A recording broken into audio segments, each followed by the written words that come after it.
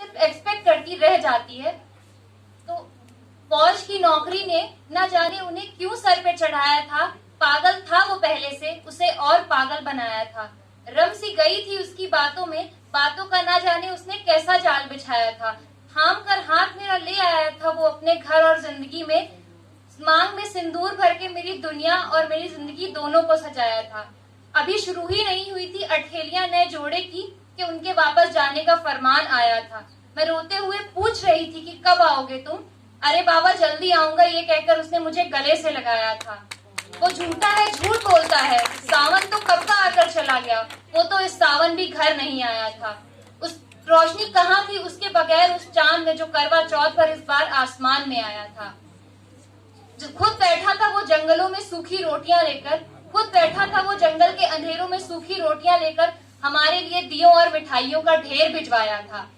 मैं कह रही थी कि कब आओगे तुम, मैं कह रही थी कि कब आओगे तुम। अरे बाबा तुम तो मेरी झांसी की रानी हो, उसने मुझे ये कहकर बहलाया था।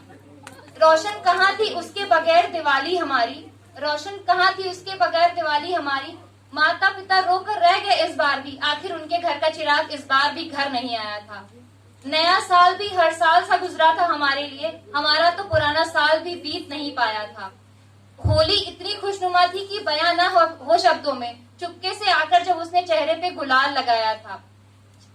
न जाने कितनी ही बातें की थी उस शाम हमने मुडेर पर बैठकर, न जाने कितनी ही बातें की थी उस शाम हमने मुडेर पर बैठकर कि एक बार एक फरमान फिर हमें अलग करने आया था।